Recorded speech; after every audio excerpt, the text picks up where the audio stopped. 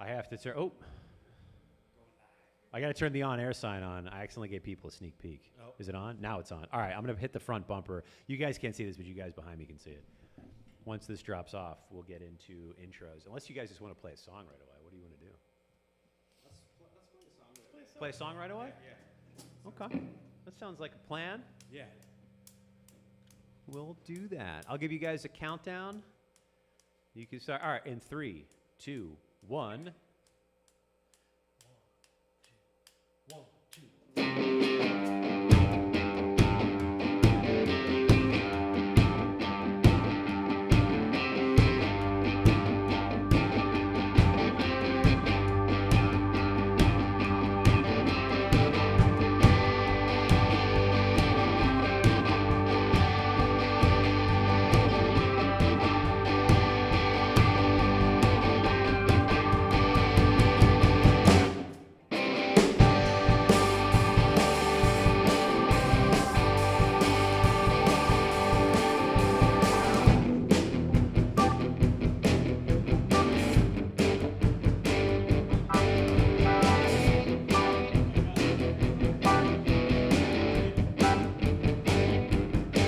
Been dreaming of a faraway life in certain shades of blue. Hope just feels like fire after all that we've been through. Love, it never happens when or how we want it to. It's never been on our time, no matter what we do. Do you ever stop and look up at the moon? Well, tonight we've got that same lonely view. Maybe it's a lost cause. Maybe I'm a fool when I look up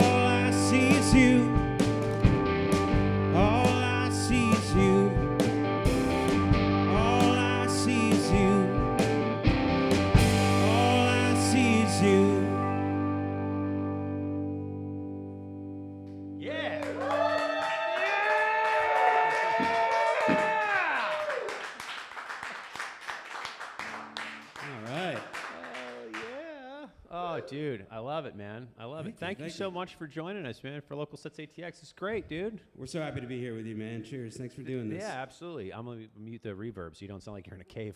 Cool. Yeah, get me out of this cave. Get out of this cave, you lunatic. Dude, this is great, man. Thank you so much for doing this. Your music, you're rather prolific in the community. I'm getting texts from people. You know Steve and Mary from Austin Music People. Oh, sure do. Shout out to Steve and Mary. You're a G. He was just texting me. Yeah. He was like, dude, you guys are already killing. Thank you. I'm so excited that you guys are doing this, man. It worked out. It's great to be here, man. Thank you, buddy. Thank you. You have some mates with you. You want to do a quick round of introductions? I feel like that's probably a good place to start. This is mate number one. Mate number one. This is Tim Owen on the bass. Yeah, Tim. Yeah, Tim. This is Kurt Lammers on the keys. What's up, Kurt? This is Joe Valadez on the drums. Yeah, Joe. Yeah, Joe. Also, solid move on the sunglasses, Joe. I'm just throwing it there. That's a pro move right there. How did this whole thing happen, man? How did this whole thing happen for you? Well, Joe and I were in a band called Fair City Fire kind of before COVID, and we split that year, and then decided we wanted to keep doing something together, and should we do that band, get a new bass player, or, you know, but what we thought was really, it sounded more exciting to start something new, and that's what this ended up being. And I felt like I had a lot of songs in me that were going in a different direction than that anyways. So it's kind of started with that idea. And Joe and I knew we wanted to do that together. And we thought of Tim to play bass. And that was the original 3-piece lineup. And some of us saw like our first couple shows. Some of you guys saw our first couple shows. We played at Lambert's as like one of the first shows in like 2022, 2021, something like that. Anyways, yeah. Then Scotty joined the band. He's not here tonight, unfortunately, but then Kurt Lammers joined the band last year. So we got a full 5-piece band usually as the Howlers. So, yeah, it's fun, man. How did you guys all meet? What's the origin story? Where did you meet Tim? Where did you meet each other?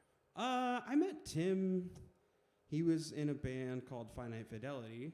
Yeah. And Fair City Fire and Finite Fidelity played a lot of shows together back in the day. And so that's kind of how we got to know Tim and Scotty, who's also in the band. And so just kind of being in the scene together and having a lot of respect for each other's bands and each other's songs. And when it came time to find more players, it just made sense to go with people that were already friends of mine. And Tim and Kurt have a rental house together, and it's awesome. It's where we do practice and everything. So I kind of got to know Kurt through that, I think, was most. I knew you a little bit, but you know, just from like having practice at the house, and then we were like, Kurt should play keys in our band. I wonder if he wants to do that. And I did. He did, Yeah, and he does. And he does. He's still doing it. Hell yeah, man. Yes. And then you met Joe from the other band that you guys were in. Where did you guys meet originally? Oh, we had both auditioned for the same band. It was Holly and the Hype. It was 2014? 2014. Yeah, something like that. Oh, it's been a minute then. Yeah, we've been playing together a long time, actually. Hell yeah, but dude. yeah, we ended up being in that band together for a couple of years and playing a lot of 6th Street gigs and stuff, and just kind of getting my feet on the ground in Austin and learning what being in a band in Austin was like, and then decided to kind of pursue some more original stuff, and that's when Fair City Fire started. But yeah.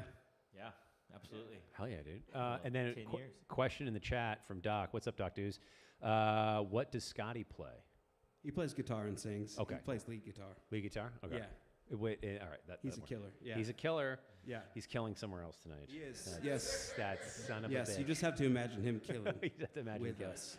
Where are you from in the world, man? Where do you hail from, as they say in the 17th century? I'm from the Binghamton, New York area. Oh, okay. Yeah, so it's upstate. It's halfway between New York City and Buffalo. It's That's out there, man. Cold winters. Yeah, absolutely, man. And but you know, I moved here when I was 24 to try to play some music and try to make a living doing it. And it's been a great experience, man. I love Austin. It's been Austin's. I am biased, mainly because the show's here, but it's like I will say, and I do genuinely mean this, some of the best musicians I've ever heard, and hands down some of the best music I've ever heard, and some of the nicest, kindest people that you would think would, because you meet people who are really talented and they're kind of like egotistical about it, and it's like absolute killers, and they're all super nice. It's like this is a very interesting place. I love Austin, man. Oh yeah, it's great, man. It's great. But yeah, I love Binghamton too. I got a lot of love for my hometown. But Hell yeah, man. you know, it's when it came time to pursue music as a career, I felt like I had to go somewhere where it's just a bigger body of water, you know, as they say. Yeah, It's, absolutely. you know. Wait, does Binghamton, yeah, I can't speak. I just had a stroke. Hello. Does your You hometown, okay? does anyone else smell toast? Does your hometown influence your music at all? Definitely. I mean, it's hard to grow up in the Northeast and not hear a lot of Bruce Springsteen and Billy Joel, and I think just a lot of that stuff. So like regionally, that music just showed up a lot in my writing, I think, just from growing up on that. And I mean, just just kind of going out and seeing a lot of great musicians in Binghamton. I mean, I got to see a lot of people play at this place called the Cyber Cafe West. Shout out, it's no longer there, but it was pretty cool.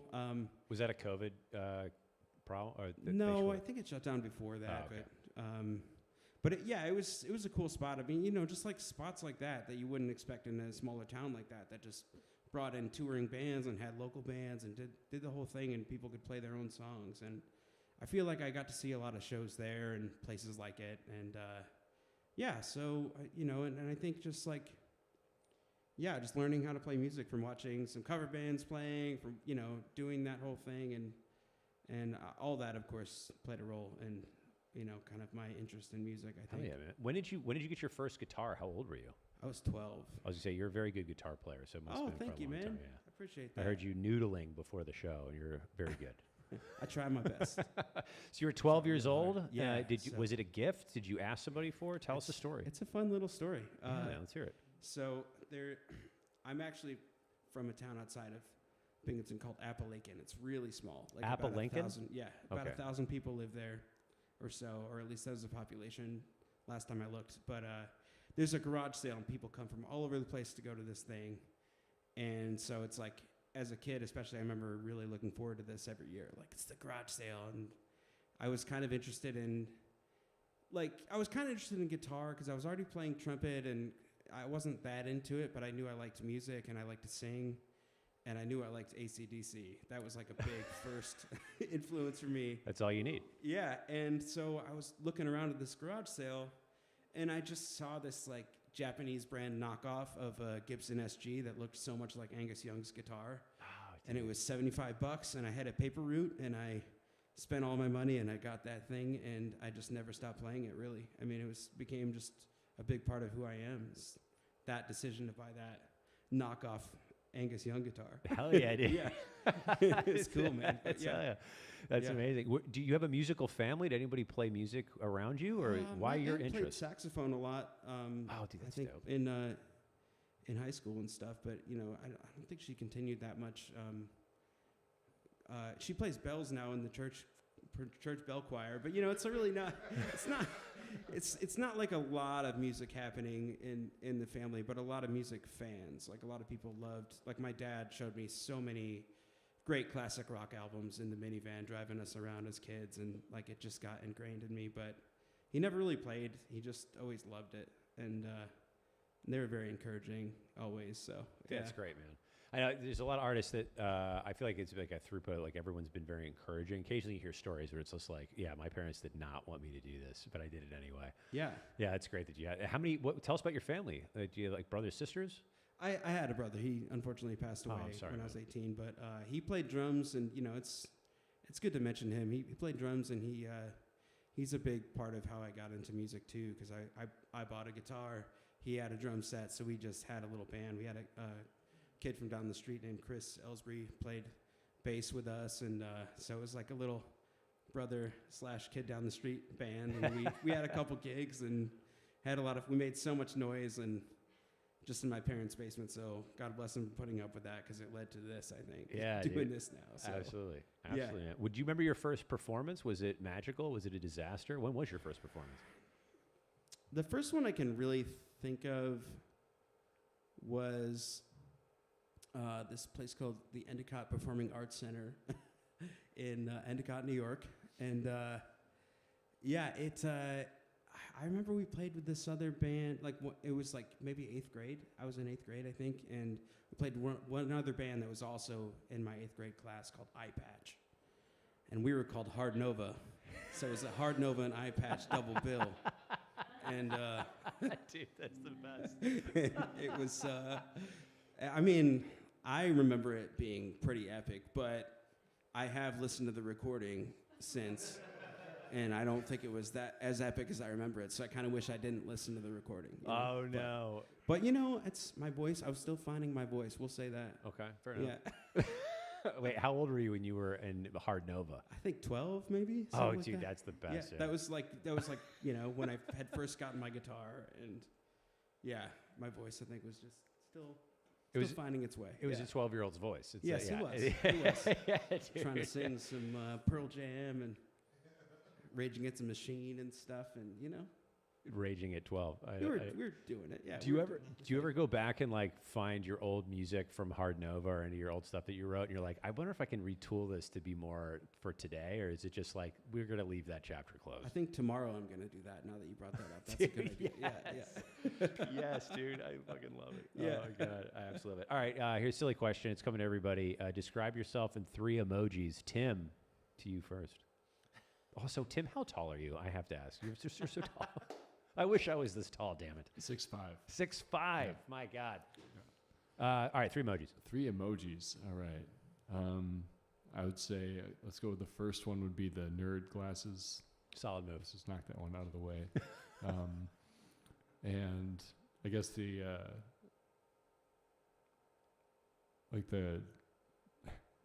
curious emoji. Yeah. And then probably like the goofy smile emoji. That's solid answers. Kurt? Oh, man. Sorry, I was trying to think. I was like, that's not the ones I would have picked for you, Tim, but I like them. Those are all good. I would go with, I'm going to go with balding old man glasses.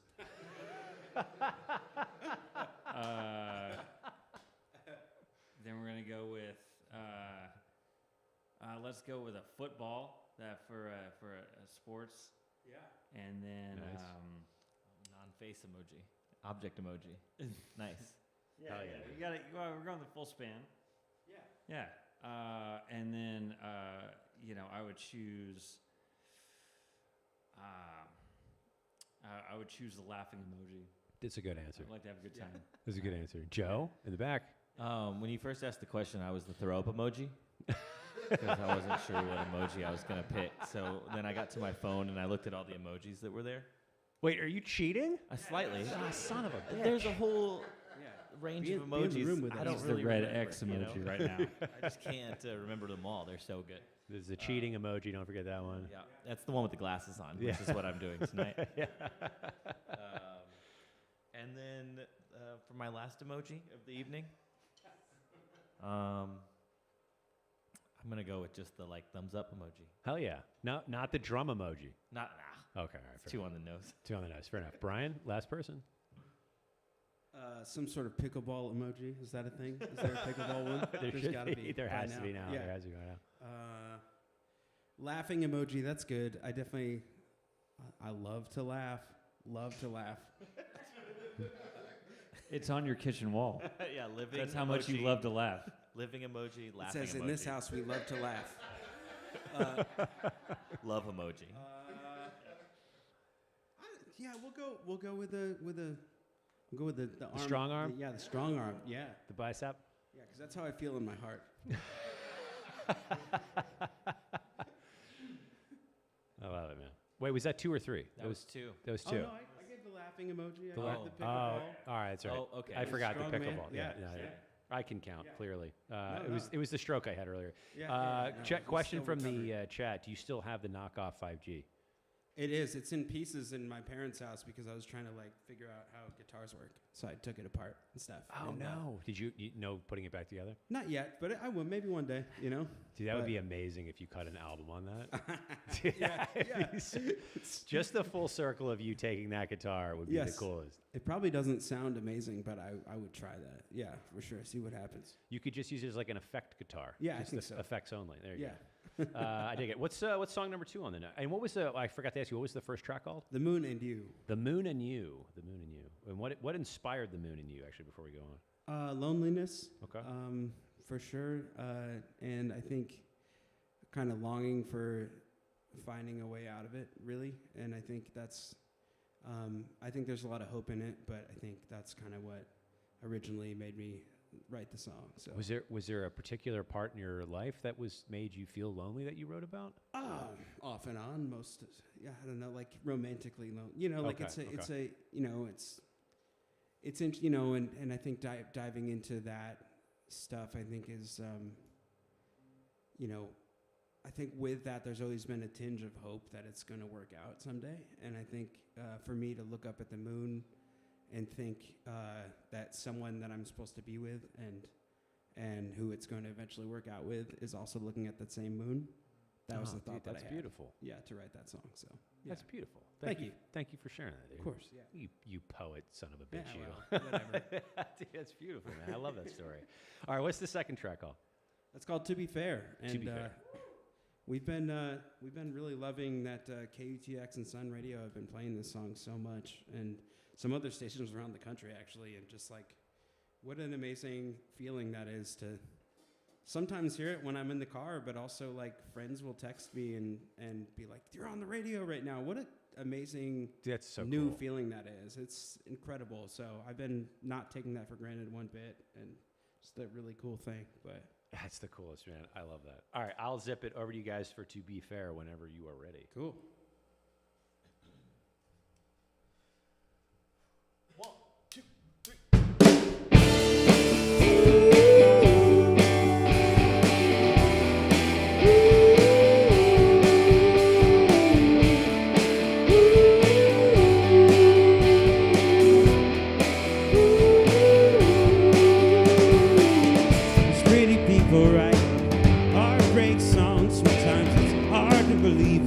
Everybody sings along. We like to think we know and understand everything about another's pain and suffering.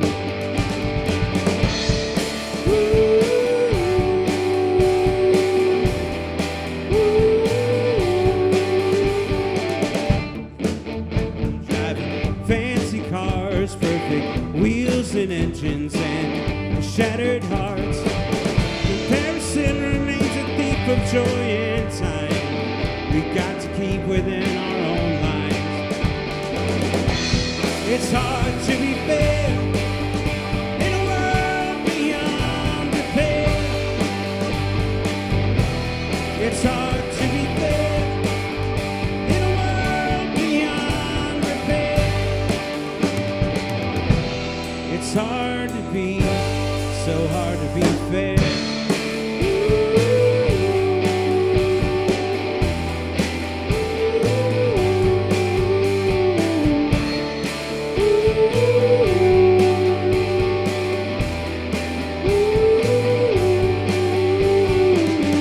Well-kept people fighting for their lives, perfect skin and smile, but crumbling inside.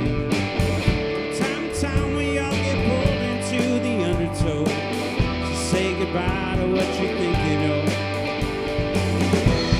It's hard to be fair in a world beyond repair. It's hard to be fair in a world beyond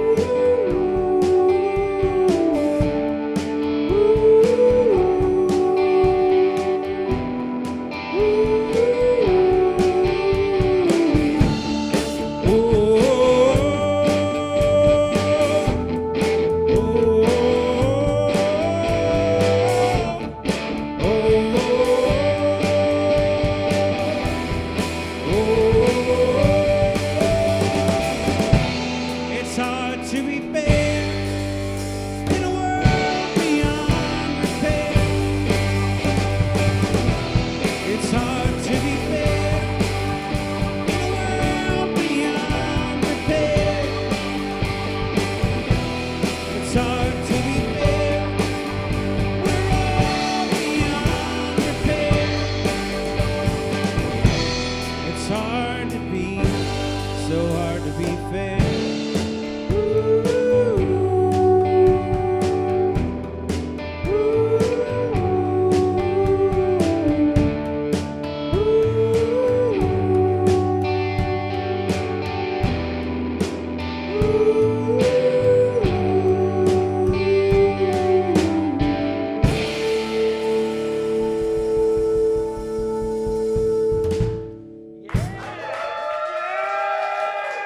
Thank you. Hell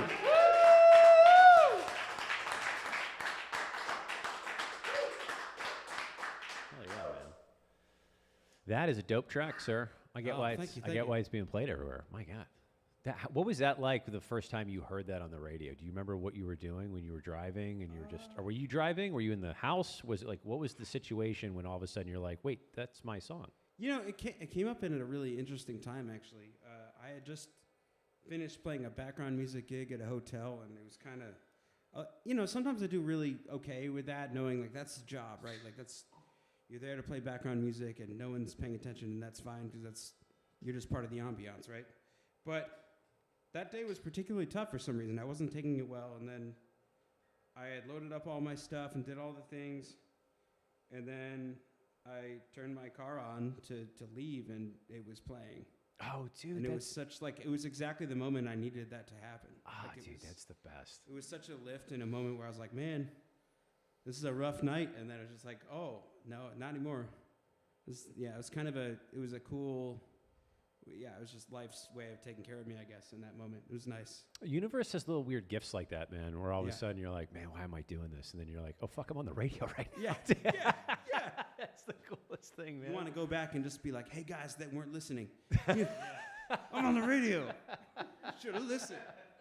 You should have listened more, damn it. I didn't do that, but I should. No, don't do that. Don't be that guy. That's a weird move to do. It's a weird move. Yeah, You're right, you just you're right. ran back in and shouted at everybody. Next time. What? Yeah, next time. To be fair, what was that about? What was the song about? Well, I think it's I don't know.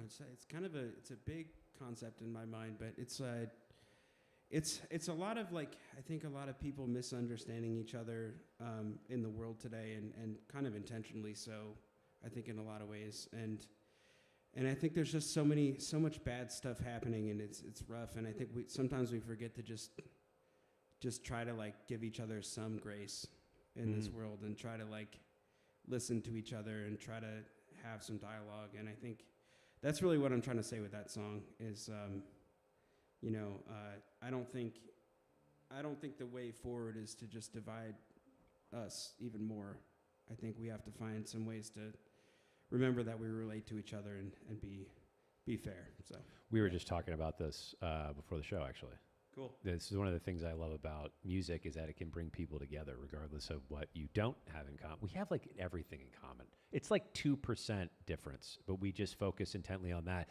Problem is with politics is you can't control a population if they get along, because they'll realize they're getting screwed and they'll go after the people that are running the show. Yeah. So you kind of have to find this, like, fake move of, like, getting people to focus on all the things that they don't have in common. Yes. It's just it's an unfortunate game of divide and conquer. I wish it wasn't the case, but music can bring people together, and I love that. I wish. We can also all be, like, good to people around us in our community. Hell you know? yeah, man. That's something we do have control over. So Yes, let's do that. we have to do that, right? Otherwise, we're gonna get a really gnarly world. Yeah, Yeah, I don't want that. I don't want my kid growing up in it. I don't want anybody else's kids growing up in it either. absolutely. Yeah. Absolutely. Well, beautiful song. What is one of the biggest challenges that you have currently in the music business? If I could ask you that question. Oh, that's a good question. I mean, I think for us, we're trying to figure out a way to get to, I don't know, I guess a place where we're opening for more bands and stuff, like kind of playing bigger shows and opening for them. And I don't know who to talk to that could wave the magic wand and make that start happening for us. So that's kind of the thing. Is like we're having these big events. Like we're doing a really big thing at Central Machine Works in a couple weeks, which we're real excited about. Tell us about that. We'll get into that. But like, you know, we're throwing these big events, but it's kind of like, you know, how do we get like Foo Fighters to be like, hey, you guys want to open for us? And we'd What be you like, guys yeah, doing maybe, at 5 you know. p.m.? We're like, I don't know. Are they loading in. listening? You They're think they're great. listening right now? Well, What's up, Dave Grohl? camera's on you. Yeah. Just talk right into that top camera and be like, Dave hey, man. Grohl. Book my band. But if he's free on December 20th. Yeah, come on out. I think you'll have a good time. Yeah. That's actually one of the questions later in the show is if you could collaborate with any artist, who would it be? Oh. Would it be Dave Grohl? I mean, I think it'd be Springsteen for me. He's just an idol for me. So Okay. it's just a lot of reasons, but just it'd just be a great moment to meet him and just if we could write something together, that would be the best. That'd be a dream, you know. That'd be the ideal. If we're dreaming big, that would be mine for sure. You guys have one? What do you got? Dream collaboration? Kurt? Oh, well, all right. If we're going, I would say Elton John if we're going. All right. Oh, dude, that would be amazing. Springsteen. All right, fine. Yeah. Sounds like a good room. Joe? Oh, put me on the spot. I can't look this one up. Chat GPT it. See what it says. You can try. You can try to look it up. Who would I want to collaborate with? Pass. Pass? No, I'm sorry, you can't pass. Joe doesn't collaborate with anybody. Tim, what about you? Oof. All right. Living, alive or dead kind of thing. Great question. Let's do both. So if Okay. you can say dead person, but then they can't collab with you because they're dead. So definitely say a live person because they might see this and be like, you know what? These guys are fucking great. I want to do it. Well, all right. Yeah. So start with dead. Would be probably Neil Peart, the drummer of Rush. Oh, wow. In terms of his lyrics. Okay. Yeah. Be great to write with. That'd be But then in amazing. terms of a live musical collaboration, I'd say Tom Waits. Oh, dude. Just because, like, you know, there's nothing's out the window. Yeah, you that's just- Let's sit in a room and turn the mic on and see what happens. dude. There's an interview of him in like the 70s and in a show I think is in Australia or something, and it's one of the most enjoyable interviews I've ever seen. He's he is Tom Waits. There's nothing like it. Yep. That is for sure. Joe, back to you. You're not getting out of this, man. Come I on. thought I was gonna get out of No, I saw you get like smaller behind the drum set. Like I was gonna. Oh man, Tom Waits would be great. I'm just kidding. That was Tim. That was Tim's answer. You can't do that. You can't do that. It's cheating. That is cheating. Sorry, Tim. It was just such a good answer. You know, I guess if I was am I trying to play drums with this person? I mean, it's your dream, so it's really whatever you want. I mean, It's too open. it's too open. Do you need a canvas I to need paint on? narrow. Yeah, I need a little more narrow. All right, drums. Let's go drums. Okay. All right. If I'm playing drums for someone,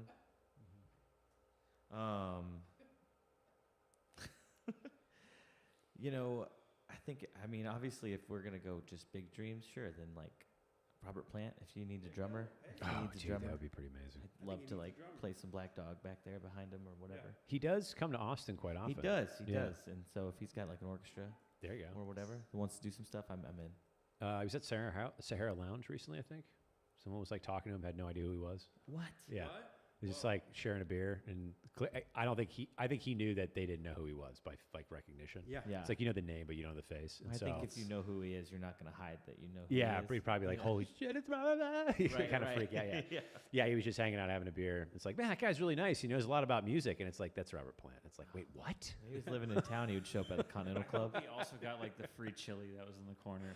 I don't know why that made me really happy. Just like he's like, you know what? I'm gonna fix me a bowl. Like, Yeah. this is nice. Sahara Lounge chili, dude. Why? You Or can't. like I could see him, you know, if it's like one of those things where he's like, I need a band. Are you in? Yeah, let's go.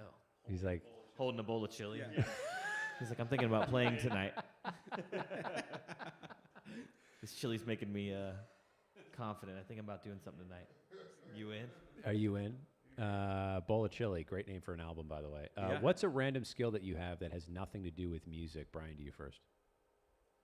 Let's say pickleball. I'm gonna say pickleball. Pickleball? Yeah. Pickleball is like widely. It was tennis, and then now it's pickleball. Yeah. No more on tennis. A little bit, but definitely it's in my upper 30s now. It's switching over from tennis to pickleball. A little bit smaller of a court. It's nice. Yeah. It's not less competitive though, which is It's intense. Yeah, Yeah. people get very, very upset about pickleball. Yeah, and I still grunt sometimes when I'm playing, so you hear it. On the backhand, Yeah. Yeah. Nothing wrong with a little grunting. get a little fierce. Yeah. Court now too, so it's closer. Yeah. Kurt, what about you? What's a random skill you have that has nothing to do with music? Oh man. Joe, it's coming to you. Just for fair warning. I was like, Brian and I picked up pickleball at the same time this year, and kind of became obsessed with it. So I don't know. I feel like Brian's that's answer. an easy answer. But yes, you're right. That is Brian's answer. Let's go trivia. Trivia? Yeah. I'm a good teammate on a trivia night. You crush I'm trivia. not going out and not the one knows all the answers. I'm just there to hang out and pop in when you need like oh wait, who did play bass? 1968 album with it. Oh yeah.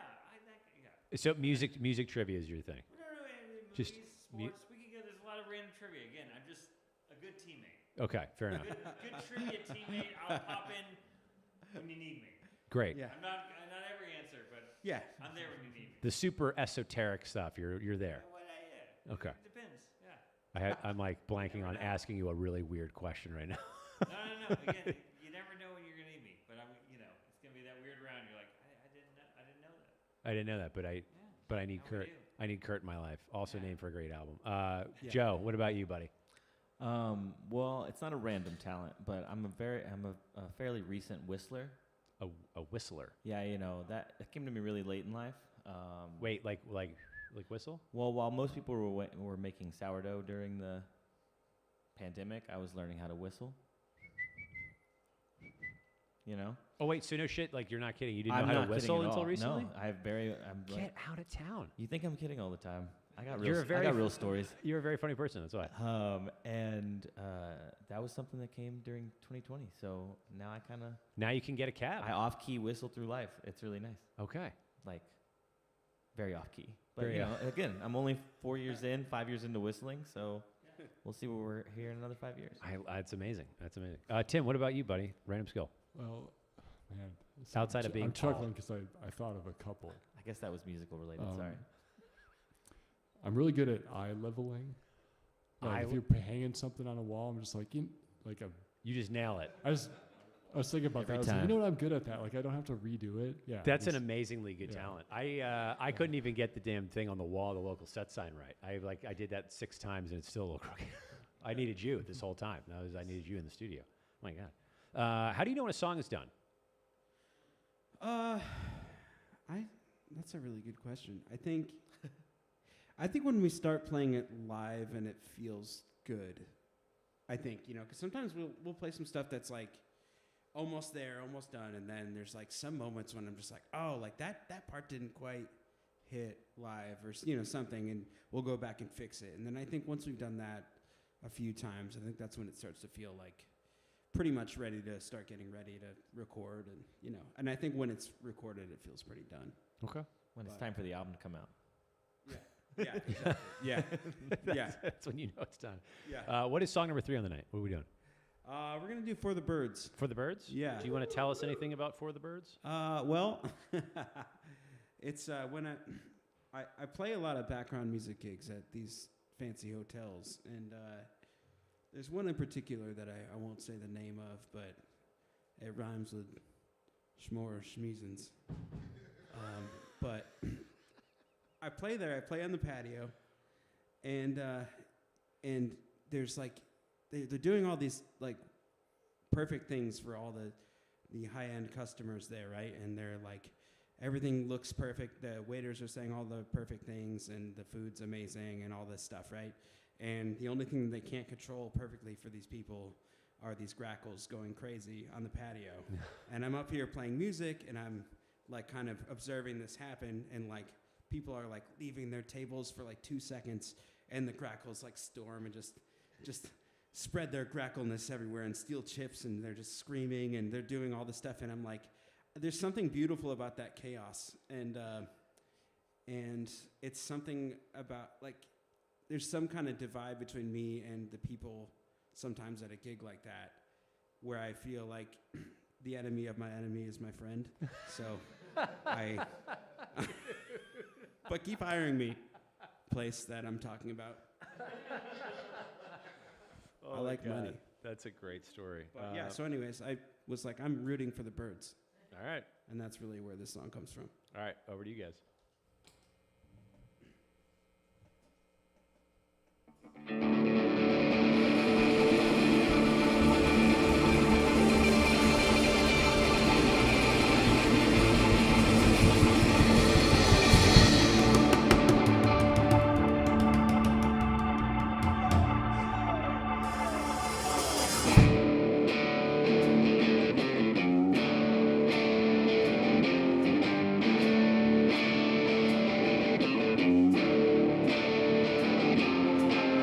There's fancy folks and a fancy dime at a fancy 5-star hotel. Beige as far as the eye can see, apparently the color of luxury. Here I am on the other side, singing with my old guitar. I know they hear me, I know they see me, but I couldn't feel any more far away.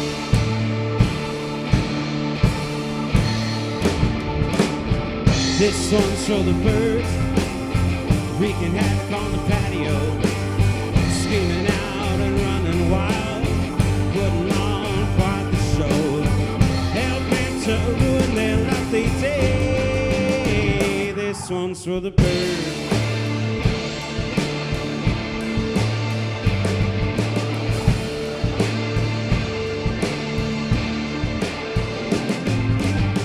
So used to the finer things in life, I guess it's all they've known. They can buy almost anything, but they can't buy back their soul. But a crow doesn't care how deep your pockets go. They control almost everything, but they can't control nature, no.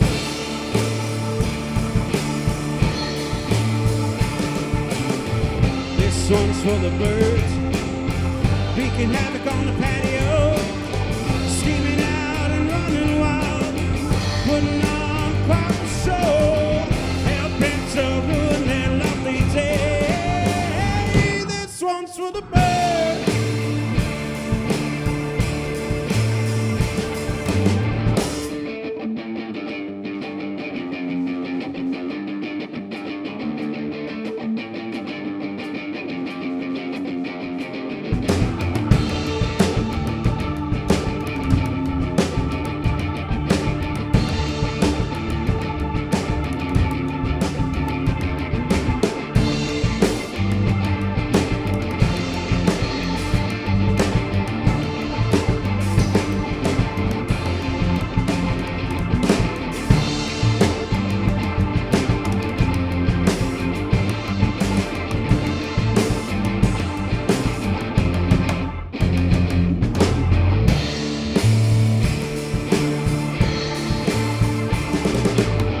This one's for the birds, wreaking havoc on the patio, screaming out and running wild, putting on quite the show, helping to ruin their lovely day.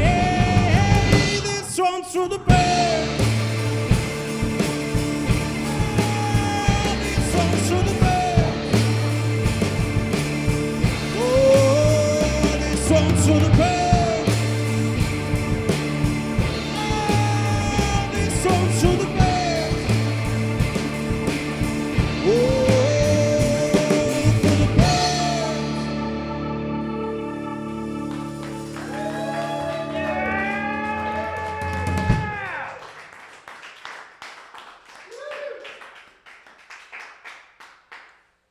That is a dope track.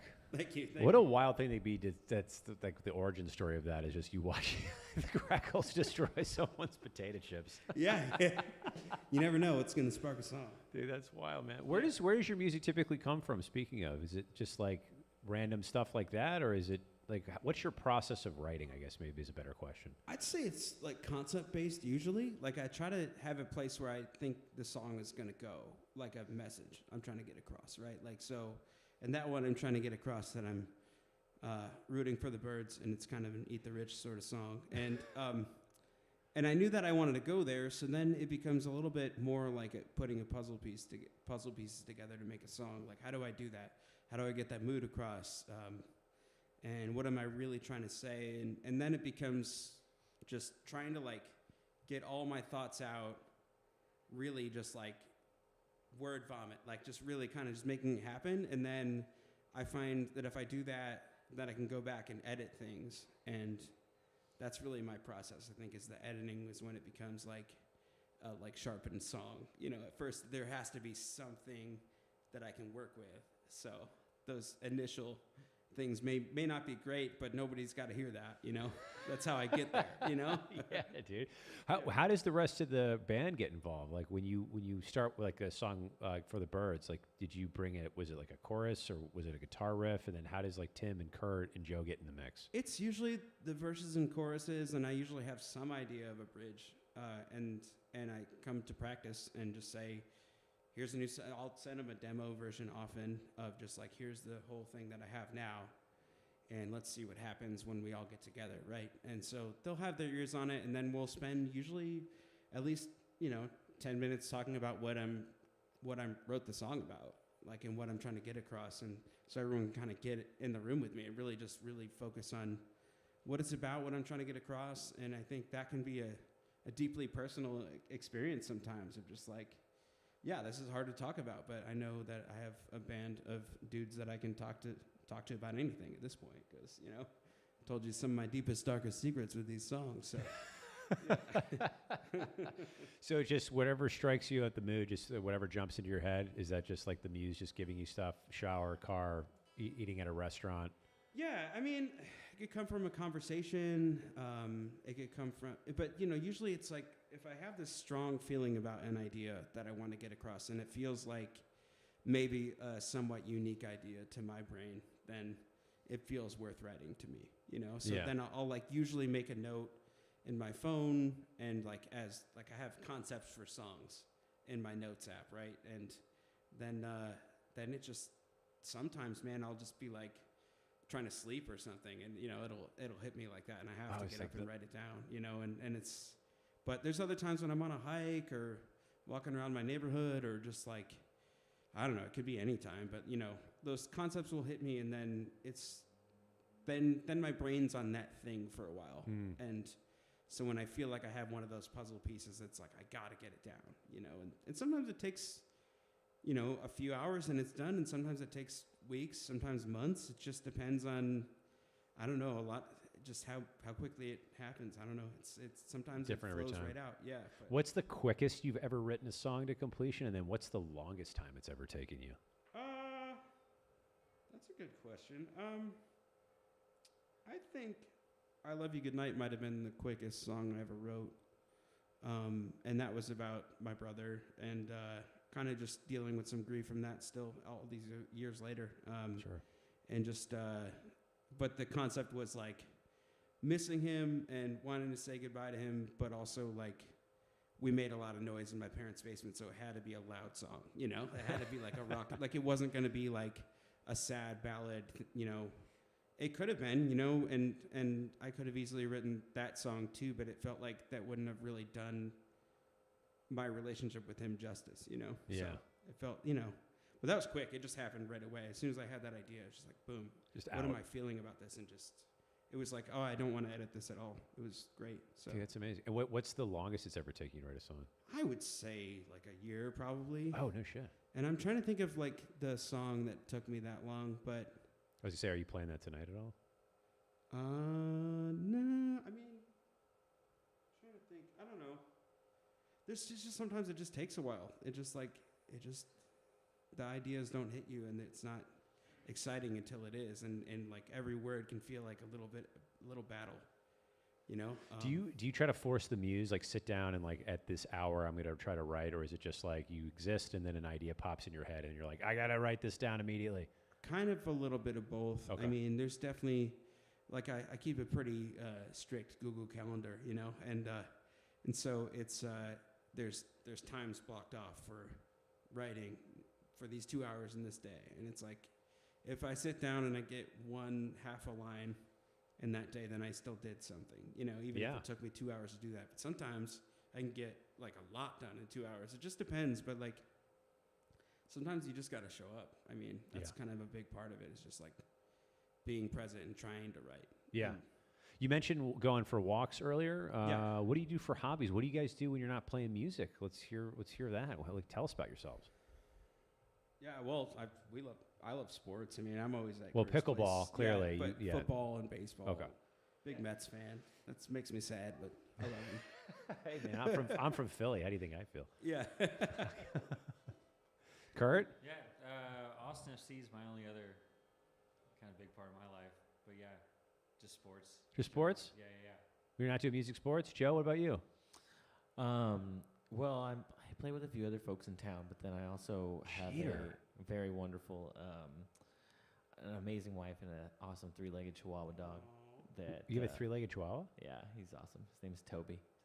Shout out to Toby. Shout out to Toby and my wife, of course. And your but- wife, yeah, sorry. but All right. Toby. And so I don't know. So yeah, that's I know that's not necessarily like a hobby, but No, it's it's like what do you do in your the free downtime? time, Yeah, in it's the like downtime, yeah. that's usually what I'm doing. I'm listening to a lot of records. Are you an audiophile? You have like a huge record Yeah. collection. A little bit. What's your record player that you have? I have a project.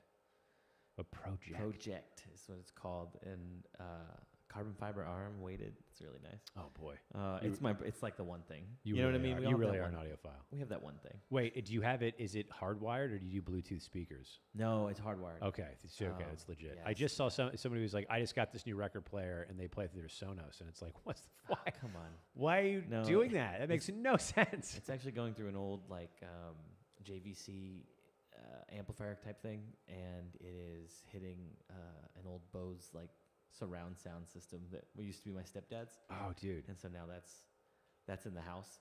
just sit and listen to albums, man. It's great. Either that or movies. I mean, That's the best, man. I wish more people just sat and listened to albums. Remember that back in the day, you get an album and you just play it, and you would just sit and just Yeah. listen to an album. you Yeah, kind of man. have to. You're stuck. You're like, Dude, that's where you are for the next 45 minutes. I'm like trying to make myself do that more of just like sit down and listen to music, like just start to finish. And it's something's really magical about that. No phones, just like listen to music and be in it. I really dig it. Usually, I end up just looking up facts about the record while I'm listening to it. So It's if still the on your phone's phone. out, it's just because I'm like, who did this? When? What year? What? Tim, what about you, buddy? What about yourself? What are you doing when you're not playing music? Let's see here. Reading, disc golf. Disc golf? Yeah, Are you good at disc golf? I'm capable. Okay. He's No- good. He's good? Yeah, Oh, I'm no. He's good also enough to very keep modest. going and get better. It's So, always like I see people play disc golf, and it's actually kind of remarkable how accurate people are from like 50 yards away with a frisbee. yeah. I grew up. I was actually probably like my main pastime. Backyard sport was frisbee, so grew up doing a lot of that. So when I played disc golf, it kind of adapted, and yeah. So it's definitely a lot of fun, and usually yeah, go with man. most of these guys. Do you Yeah. do you have like a disc golf tournament that you guys do? I've never done that, but Oh, okay. Any Um, what? Like a disc golf tournament? Do you guys like compete? No, I haven't. Oh, okay. It's a battle of the bands, but it's a yeah. We have a little Disc tournament golf. between us when we're on the road. Usually we yeah. try to play once or twice Mm-hmm. when we're on tour. We bring our good, discs. Good Yeah. courses around the U.S. Yeah. Yeah, the spot in New Mexico was great. That was super fun. Yeah. This makes me want to play disc golf. I've never played. Oh, it's a good time. It's like seems super intimidating because it's like I don't know where the hell I'm going to throw that thing. I don't want to even bother. I think you could do it.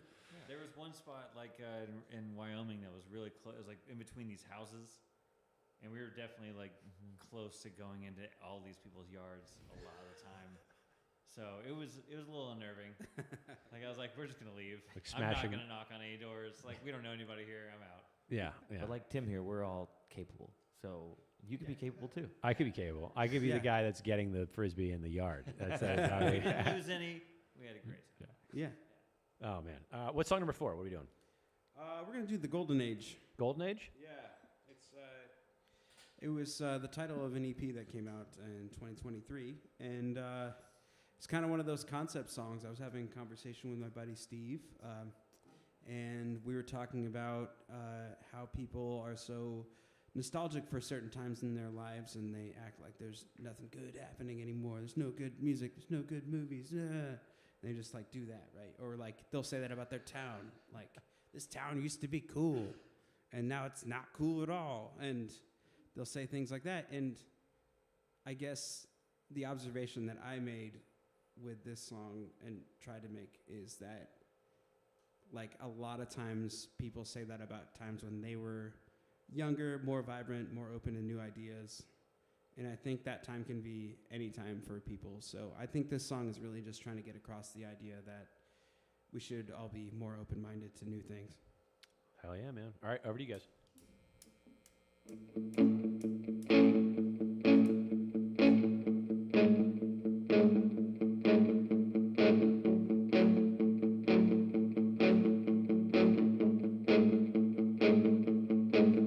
have seen this town in the 90s. There was something magic in the air. These kids don't know how to party anymore, he said, from his raggedy old armchair. You should have seen the bands downtown.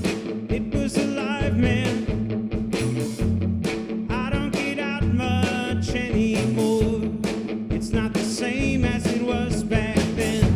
Nothing's ever the same as it once was. Nothing's ever the same as it once was. The golden age is in your mind. The golden age could be any time.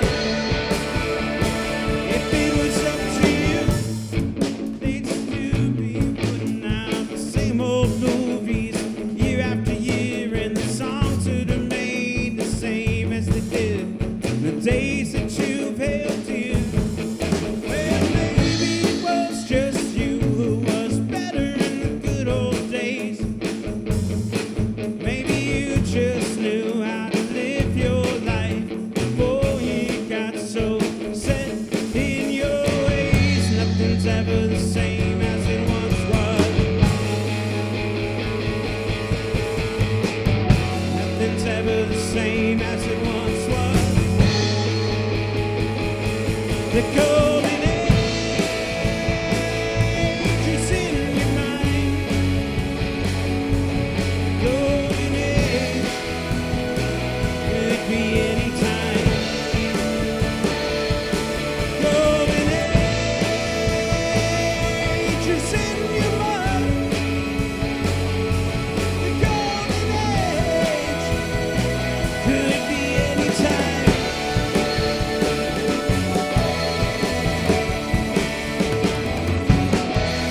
Well, I can't pretend to know what you've been through.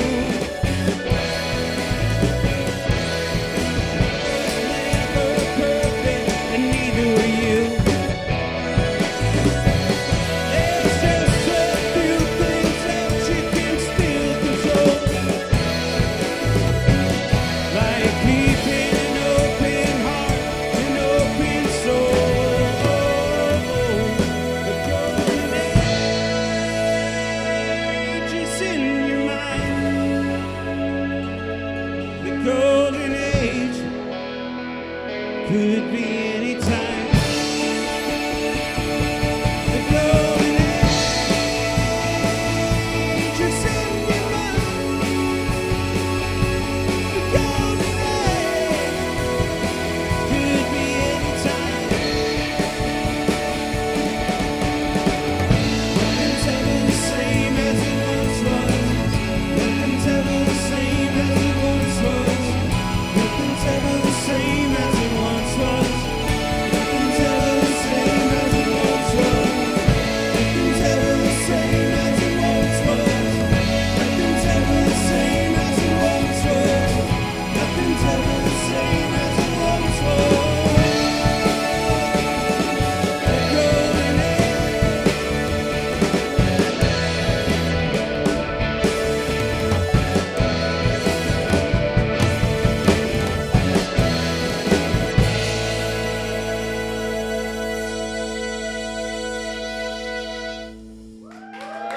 Thank you.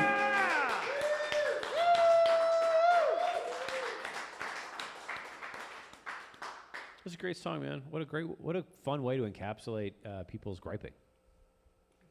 Thanks, man.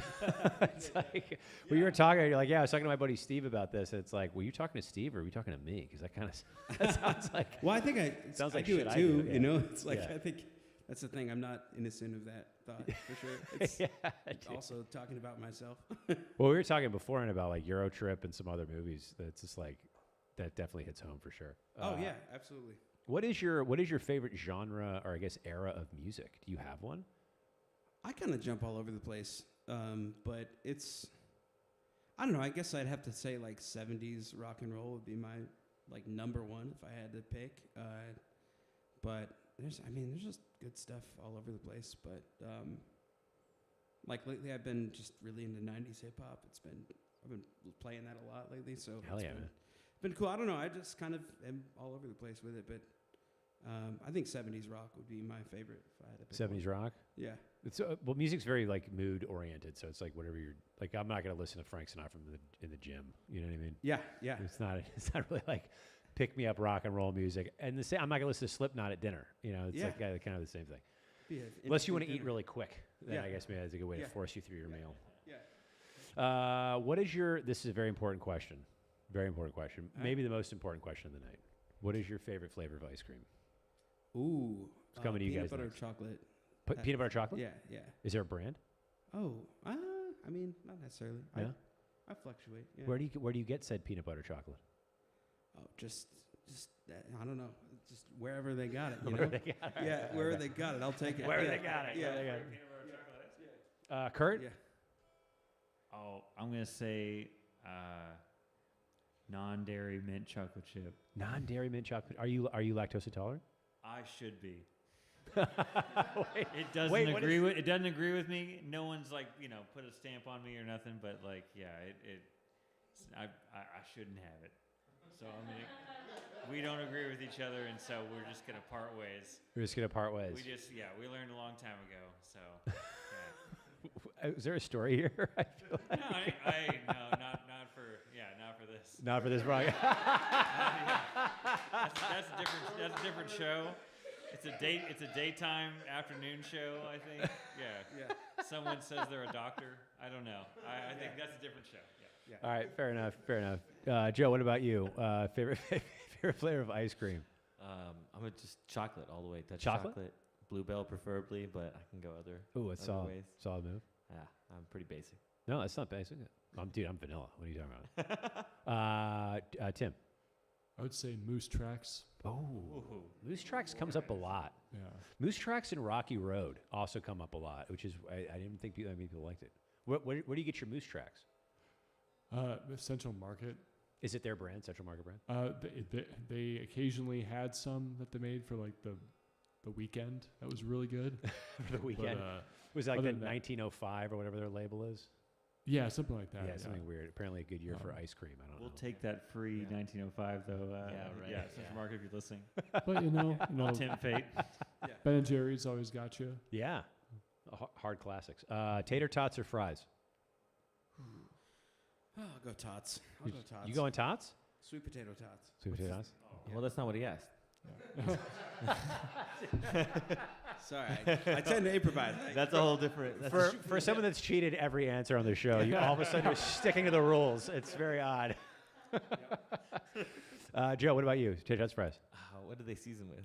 Oh, salt and That's pepper. not what I he gotta a- know. They gotta That's not what he asked, Joe. Yeah, thank I you. don't think Tim. Are they There's follow-up loaded, or any questions one of these allowed. loaded? Okay. They covered in cheese. I need to know a little bit more about which one, but I guess I'm gonna go fries. Fries? I'm a classic guy. Okay. Kurt? Oh, tots all the way. Tots all the way? Tim? Tots. Tots, really? This is such a dividing line. Overall, we're a tots band. You're ever tots band? Yeah. Okay, if your music was a flavor of ice cream, what flavor would it be? Ooh. I think. Rocky Road. I think I'm going. I was gonna say Moose Tracks, but that's just. Yeah, that's a just good wanna answer. say it, yeah. Yeah, that's lovely. Moose Tracks? Yeah. Go Moose Tracks? I was gonna say chocolate chip cookie dough. It's classic. Everybody loves it. Yeah, it's cookie dough that your mom won't get mad at you for eating. Hell yeah, I think that. Another silly question, Brian. You've just been elected mayor of a fictitious town. What are you naming it, and what is one ridiculous law that you're passing? Ooh. Oh my God, this is good.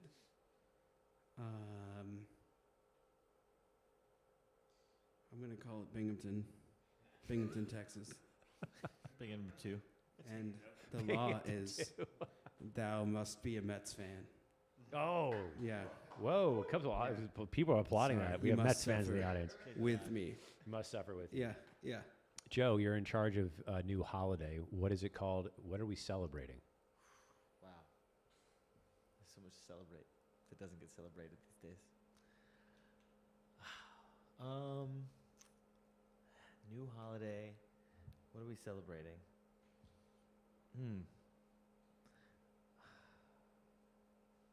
Is it weird to say like food? Like it's a potluck. You This holiday is a potluck. It's your holiday. You can celebrate whatever you want. If we're doing something, we're doing a potluck. Potluck? And it's like everyone bring something you grew up with. Okay. Go find your family's recipe, and it has to be a family recipe. Ooh. And then that's the holiday. What's the name of the holiday? Come on. No, you asked that first. Sorry. I don't know. Just call it Kurt's Day. How's that? It's Kurt's Day. It's Kurt's Day. My holiday is called Kurt's Day. Exactly. We're sharing in the band. We're sharing in the band. We're sharing in the band. Let's do song number 5. What's song number 5? All right. This one is called Leave the Lights On. It's the title track to the album that just came out a few months ago. We did a big party at Antone's. It was a lot of fun. And, yeah.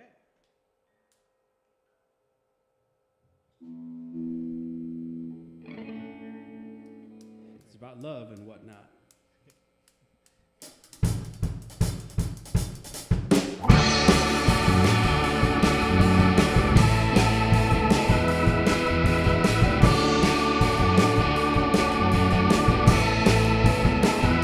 Another night, another passage down an old familiar road.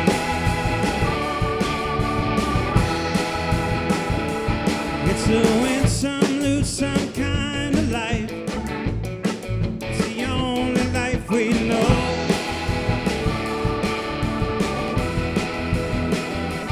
One more beer, another loadout. That's the end of another show. Whoa, whoa. Leave the lights on. Don't close your eyes just yet. Leave the lights on. I'm coming home. Leave the lights on. Don't close your eyes just yet. Leave the lights on. I'm coming home. Coming home.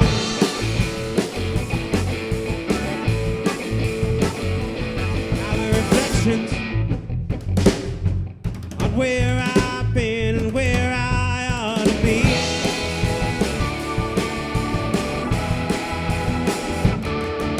Thing I might be sure of, you're the only one for me. What I need. Leave the lights on. Don't close your eyes just yet. Leave the lights on. I'm coming home. Leave the lights on. Don't close your eyes just yet. Leave the lights on. I'm coming home.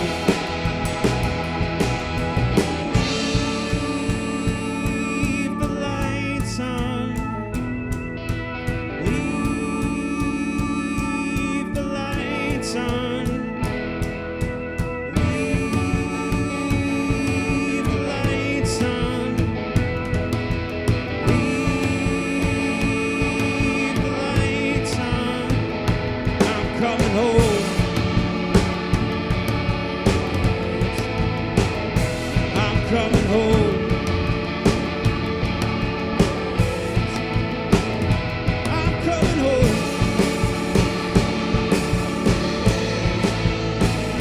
I'm coming home. I'm coming home.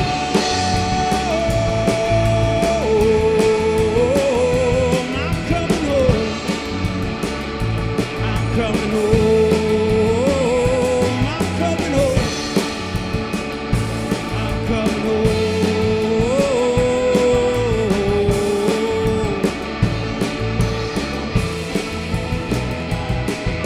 To leave the lights on. Yeah. Thanks.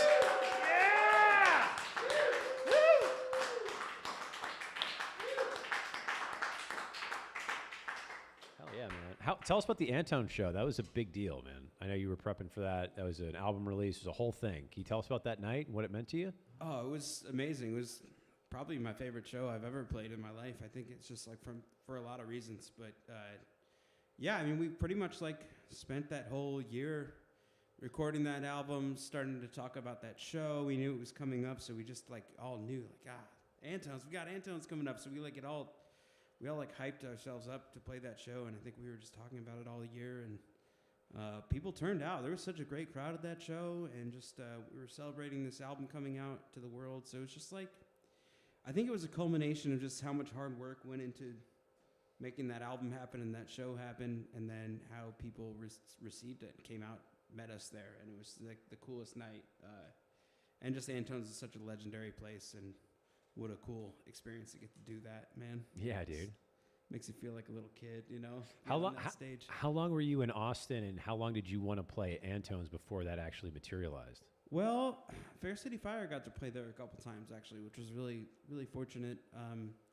So I think that was maybe 6 or 7 years into my Austin life when we finally got to do it, but it was always on my radar. It's just one of those places. It's, yeah, I mean, everybody, you know, if you're in the music world and you know anything about Austin, it's like Antone's is man, the spot, you know? So it's just cool to make that really happen. And when we were doing this album release, that was our number one choice to play it there. And it was a great experience, so I'm really happy we did that. Do you remember when you first walked out from the green room and on stage? Not really. It's interesting because I think I get so kind of in the zone. I don't know if I can really recall those moments. Like, I know that's not the most exciting answer, but It's okay. It's almost like I can like I black out a little bit or something. It's nerves. It's something, and then I start playing the first note and remember the first line, and everything's okay, and I'm present again. You know, it's Yeah, like, you know, but I still get stage fright, and I think that just means that I care. Yeah, man. That's what I'm trying to tell myself, at least. Absolutely. I don't know if that'll ever go away, and I don't know if I want it to. Yeah, right. It's like if that went away, would that mean you stopped caring? Yeah, maybe. Yeah. That's not good. You don't want to do those shows. You like show up and you're like, ugh, I'm on the stage. It's like such a big deal to be there. Right. Yeah. And I do try to approach all my gigs with that kind of gratitude. It's not always, some are easier than others, but it's just nice to remind myself of we do have like little sometimes talks before the sets at a big show like that. We met in the green room and we were just like, all right, guys, like 15 minutes before the set, we're going to have a little meeting. And we just, we definitely centered ourselves. We were a little wacky, of course, like in the moment. We had to get, it was game time. We had to get ready. Yeah, but we get hyped Right. for these things, man, and then go out there and then it's on. But I think it's nice to have those moments together to remember like how important or how good it is to be doing that together as this band. And I don't know. You guys have any feelings about that? It's just, I think one of the things that was said there was it's important to realize that when you're there for a reason. It took a lot to get there, right? Like, you know, we were about to walk out on that stage because, well, we deserve to be there. We earned it. And, like, so do other folks. So that kind of helps with the nerves, too, right? It's like we wouldn't be on the stage if we weren't supposed to be. So Sure, yeah. that's, you know, part of it, part of that hype up. That hype up. Do you have like a pre-show ritual that you guys do? Was it the same ritual at Antone's? Just get together before, hype each other up, you know? Yeah, is it just like I got your back, like put your best foot forward? Like, I don't know if there's like you have a chant. Do you have like a... We do a little, yeah. You don't have to, if it's a secret. Oh, there's a claw thing, you know? There's a seance happens twice. Yeah. Yeah. That's the only... That's no, it's yeah. We take the blood of our enemies and... Yeah. Drink the blood of your enemies. No, I think Joe was spot on about that. Just kind of trying to remind each other of where we're at, why we're there, and why we deserve to be. Like, it's just kind of just being in the moment as opposed to like getting too freaked out or I don't know, anything like that. Just trying to like center ourselves a little. That's beautiful, man. I'm like you're a very good band. Like you guys are, your music's great, and it's Thank like you. really well written. It's well composed. It's fucking jams. I dig it. I really dig it. So Thank you so much, I can't man. wait to see what else is going to happen with your music here, and Thank actually, you, and man. probably nationally, considering you're already on the radio and everything else. So it's only a matter of time until like the secret of Austin gets out into the world, which is always fun. I mean, it sucks for us because we'll probably lose you at some point to the world, but it's awesome to like see like to hear your stories and see where you came from and like the struggles and getting through it and then finding Antone's the radio. It's like you're projecting to somewhere. It's not accidental. It's like it's earned, and it's pretty fucking cool. Thank you, man. Really appreciate you saying that, dude. Yeah, And dude. We're really happy to be here with you, man. Like, right back at you, man. And like, I just want to give you some credit for just every music scene in the world would love to have a local sets, you know, and love to have a read promoting the bands there. And like, man, what you're doing is so important and so valuable. So like, Thanks, buddy. thank you for doing what you do, man. It's Thank important. you, man. You guys make it easy. Like I would say, I'm like 100%. Like everyone I met is super nice. Music's amazing. Like you guys are super talented. It's not like I'm sitting here like, oh God, this show. It's like I'm spoiled as shit. I get to sit down and like hear some of the best musicians, in my opinion, in the world that I've ever heard. And you guys all have amazing stories and unique backgrounds, and I can dig it, man. Like I'm very spoiled doing this, so I love it. Thank you for the kind words, but unless something happens, God, it's like it's struck down by something. A beam falls out of the sky. I'm not planning on stopping anytime soon, man. This has been a lot of fun. We've got two more songs here, 6, 7. See what I did there? Oh man. Yikes. We doing that? We doing that? Yeah. I think any teacher that's just watching this show just turn this off. Yep. It's everywhere. Yeah. One of these days I'll mature.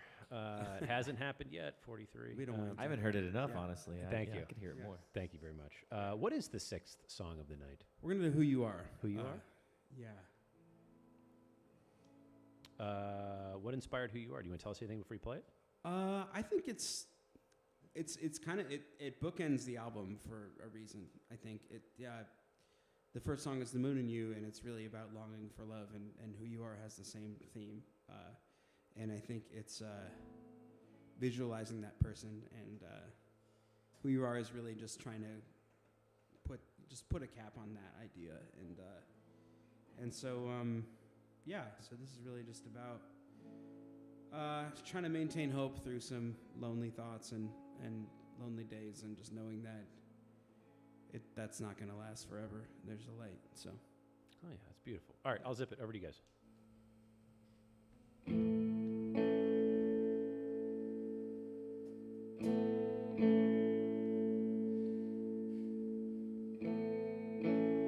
searching in the dark, just trying to find some meaning.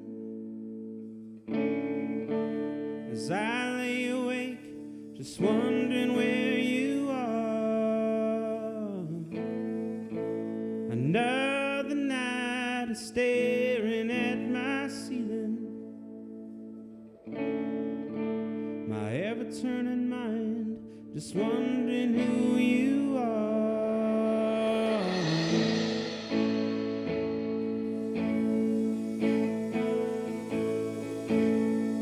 This can't be all there is. There's gotta be more than this. This can't be all there is. There's gotta be more than this. Just wondering who you are.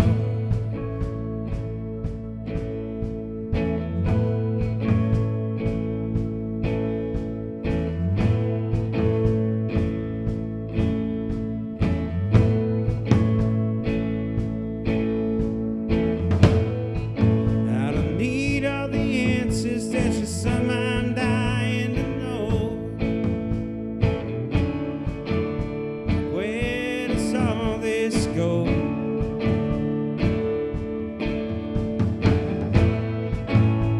Wanna find a love, something fit for the big screen, but it's just for you and me.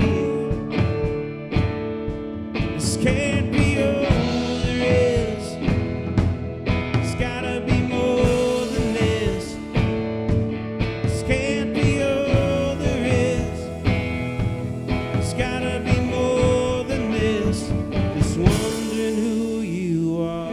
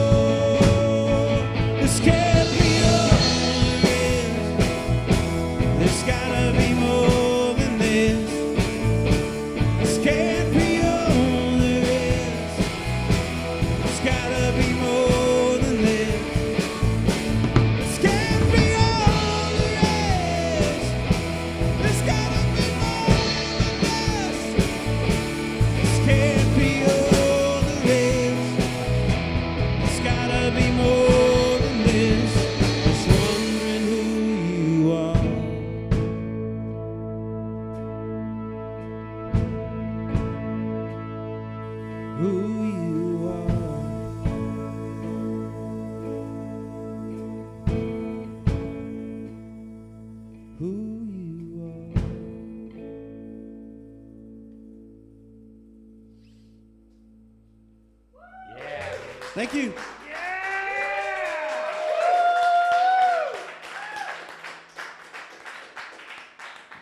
Dude, that is a beautiful song, man. Thank you. That's a really great song. That needs like track placement in a film. That's like the song where like people are he or she is figuring something out in life, and like there's a lot of B-roll as they're like kind of they're pondering the world and their mistakes. Yeah. Dude, that's a fucking dope track, man. I would love for that to happen.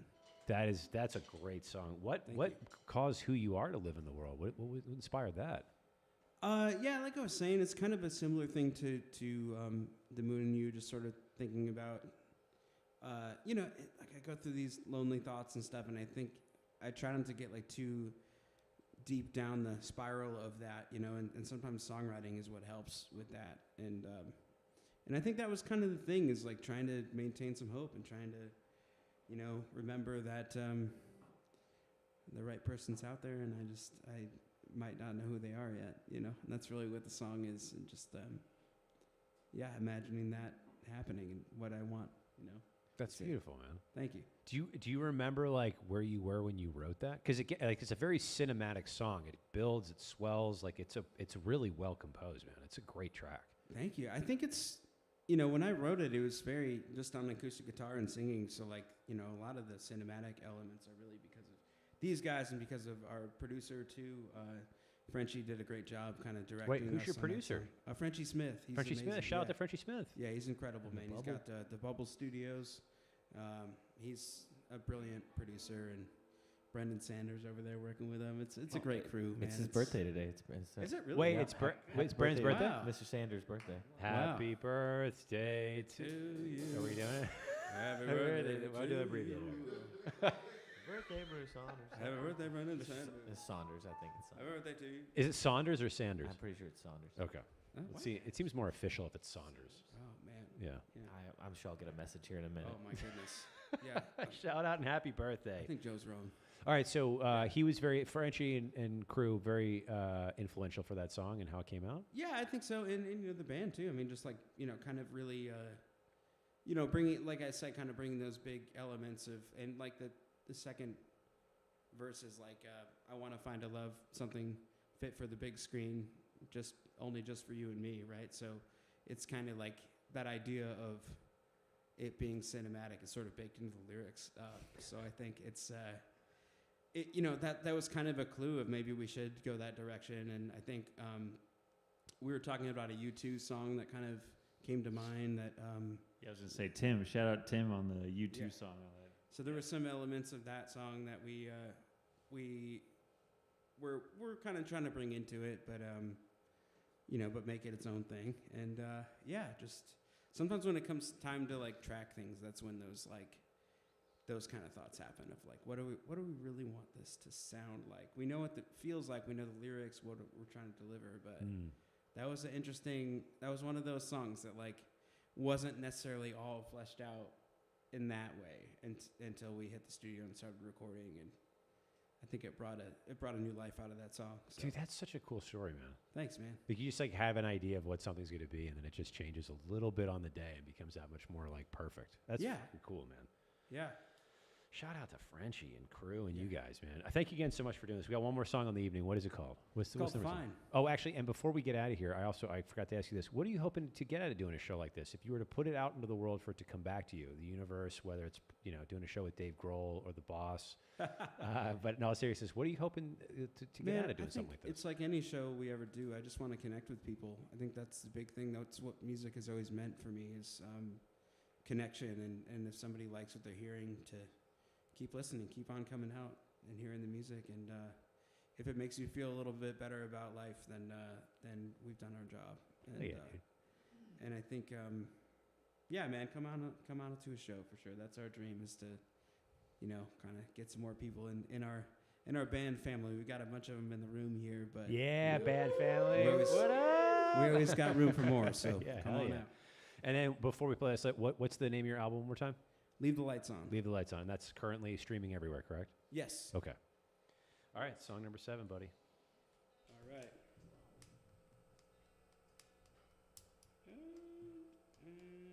All right, go. Here we go. 1, 2, 3.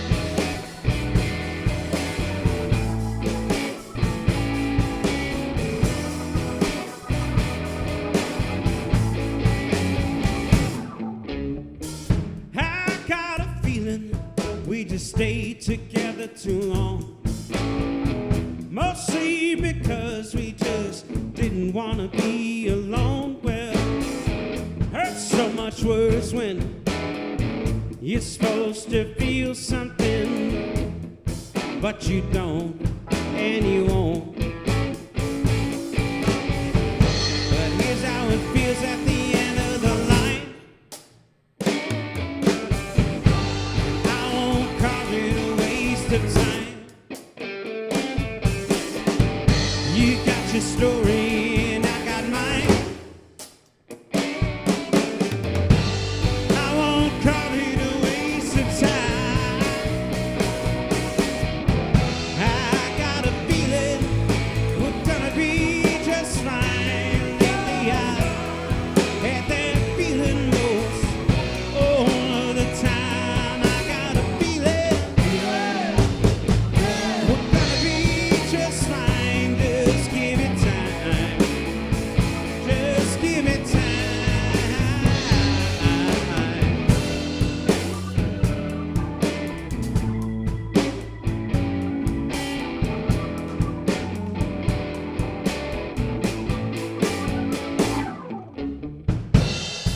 I wrote a letter to my old self yesterday. There's a light at the end of the cave and it's gonna be okay. Well, I know sometimes when it rains it pours, but it ain't raining anymore. I got a feeling we're gonna be just fine. Lately I had that feeling most all the time. I got a feeling gonna be just fine. Just give it time. Just give it time.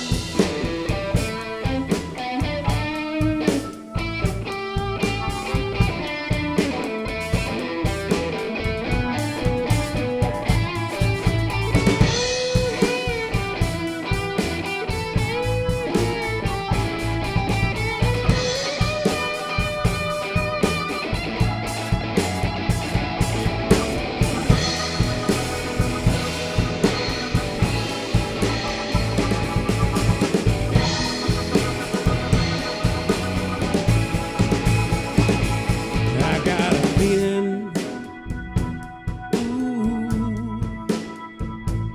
I got a feeling, ooh, I got a feeling, ooh, I got a feeling, ooh, I got a feeling. I got a feeling.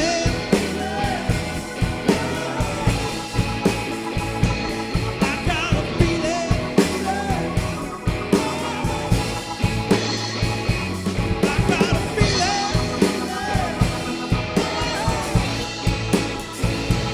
I got a feeling.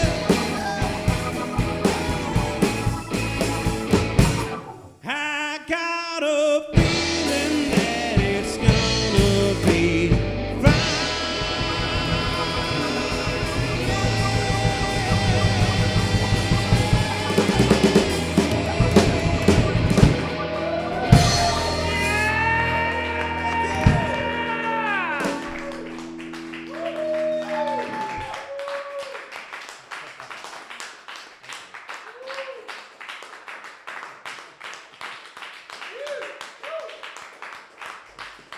Standing O.